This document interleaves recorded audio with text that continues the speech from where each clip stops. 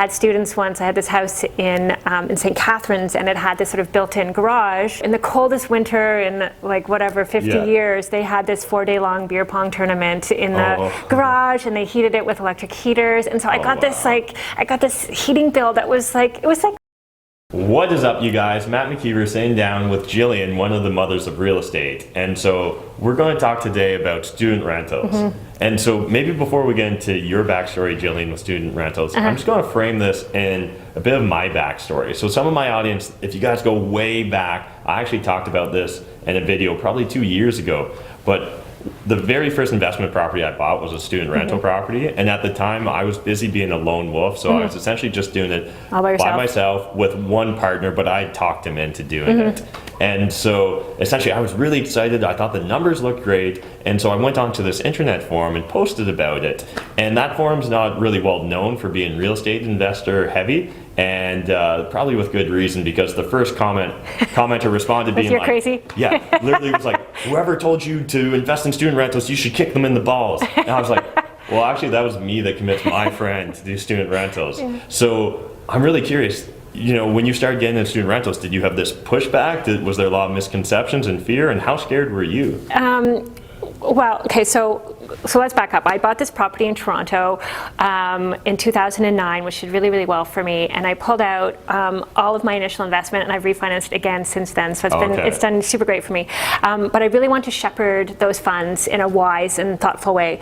But what I wanted was a cash-intense long-term strategy. So I had a coach, I had a mentor, and so we kind of worked through what the options would be, and so we landed on student rentals very specifically because I wanted cash, and my husband was like, we're doing what? And I'm like, no, you need to listen to me. This is the best of the both worlds in terms of real estate investing, in terms of the cash and then the long-term horizon, but we got to learn how to do it smartly and cleverly.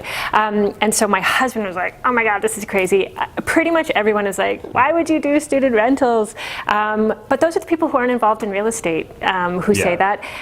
Look, anyone who's involved in the real estate investing world knows how great student rentals can be. Some people just don't want to do that strategy because they prefer to do suites or whatever it is. It's just perfect for me.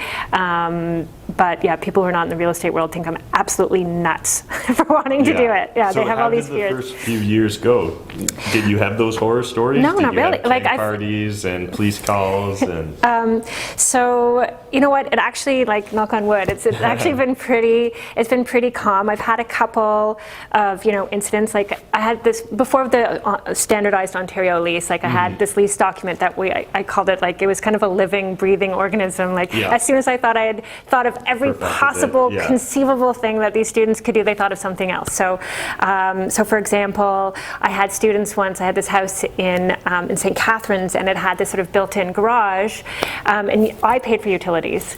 And so in the coldest winter in like whatever 50 years, they had this 4-day-long beer pong tournament in the garage, and they heated it with electric heaters. And so I got this heating bill that was like, it was like $1,200 or something, and I lost my mind. I'm like, okay, you sneaky little buggers, I want to get you next time. So I put a new clause in the lease that, while I was responsible for utilities, it was a cap, so that anything above and beyond, and I was never nickel and diming anyone. It was like a reasonable, robust, but not to keep your windows open in summer kind of thing, and not to beer pong in the garage with electric heaters kind of thing either. So it kind of safeguarded both of us. But as I say, every time I thought of something, they'd think of something else, and so it was really about kind of maneuvering that lease document to protect myself from the kind of typical stuff that could happen. And so what do you think is most important about becoming a successful student landlord?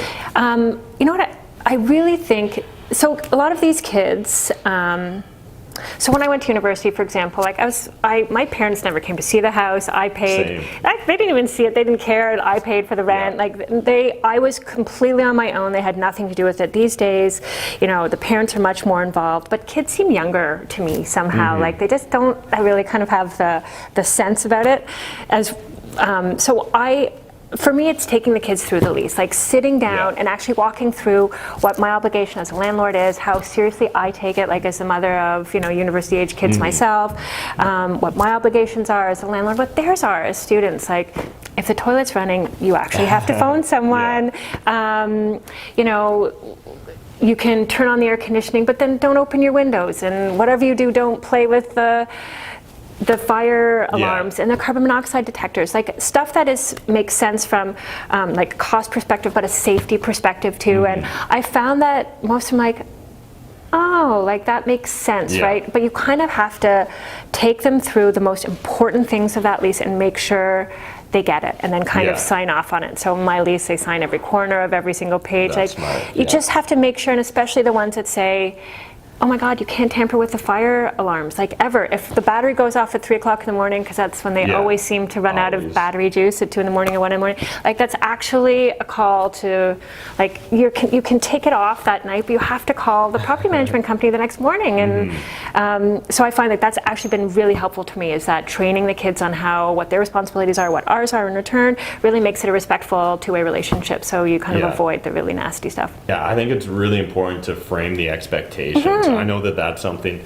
and talking to your earlier point about, it's really important to remember how young they are. And so I would say probably for more than 50% of my tenants, now we use e-transfers, but for the longest time, I was the first person they ever wrote a check to. So I was often teaching them how to write a check. And like, for a lot of them, they weren't even scared by signing the lease. It was like trying to figure out how to sign the check that they were scared about. That's hilarious. And that's something that like really acutely made me aware of the fact that a lot of the issues with student rentals come down to a communication problem. And so as long as you're really setting expectations, framing it, and obviously it's important to be very careful with your tenant selection.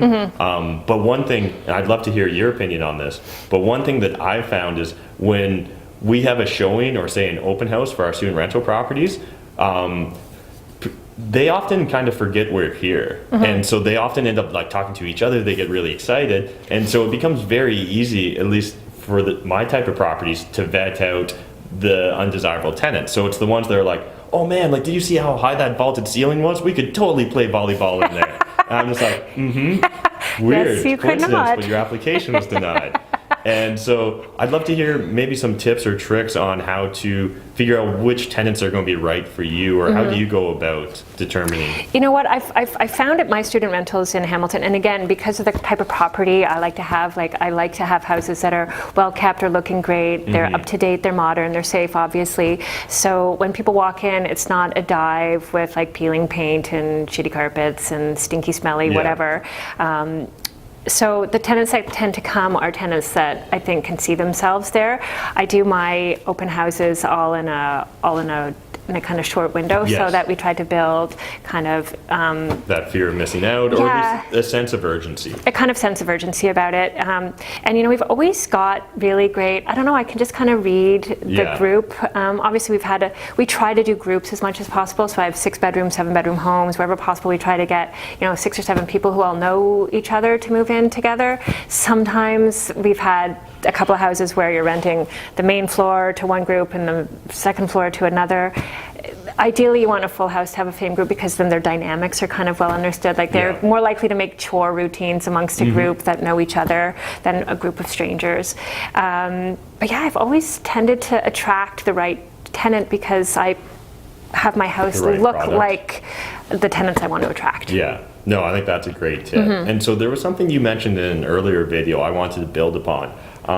This idea that it's your client or your customer isn't just the child, it's actually the parent. And so I'm seeing that a lot more these days. I think some people refer to it as helicopter parents, but essentially it's a parent that's extremely involved in their child's life. And so they're really selecting, they're guaranteeing and all that. So how do you maybe position yourself in order to make sure that you're also not going to have that parent? So my worst story is a parent called me once and there was 2 dead flies in a windowsill, and she demanded I come over and remediate the situation immediately. So are you also trying to set expectations for those parents and make them aware of?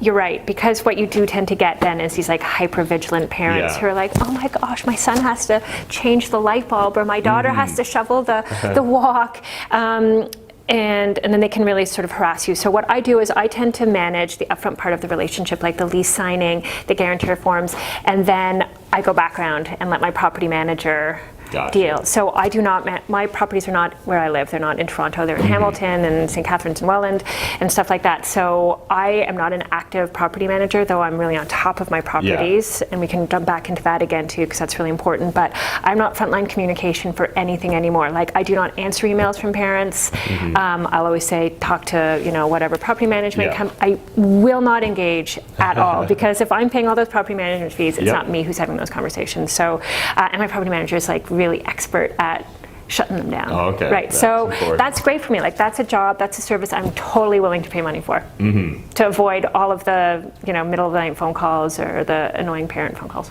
Yeah, 100%. So what are maybe some other growing pains or difficulties you've had as a student landlord, or any tips for maybe someone that's aspiring to become a student landlord? Well, again, so we talked about property management before, about how on the one hand, I'll let all the conversations go to my property manager, but at the end of the day, no one cares about your investment more than you do. Like you just cannot trust anyone to be doing inspections for, you have to get into that house and look around and see how things are going and make sure that it's running smoothly and that, you're not having a massive gas leak in your furnace room like I had. So you have to get into your properties and you have to stay on top of it. So in terms of property management, and for student rentals, I would suggest you get a property manager who's a student landlord centric. Specializes. Yeah, it's you really want someone who knows that population's really nuanced, right? I mean, there's all sorts of stuff that happens now with students coming from abroad, and their needs are just really different, and so you really want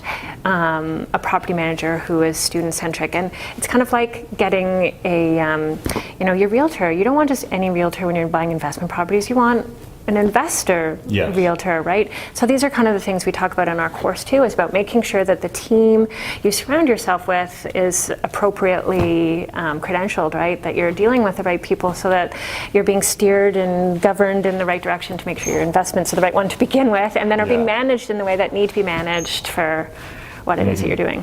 And so you guys, the course Gillian's referring to is the Mothers of Real Estate course. And so you guys essentially tried to distill down all the School of Hard Knock lessons you guys learned so that we don't have to learn them again. Absolutely. It's really, basically it's real estate fundamentals from the beginning. Like how do you get started? How do you find the right market? I mean, goodness, you read the newspaper these days, and even I read we were talking about this before, that you read Real Estate Wealth magazine or something, and there's all these markets all over the place. Like, oh gosh, should I invest in BC? There's so much stuff happening in BC. Or maybe Montreal is really hot these days. Maybe I should do Montreal.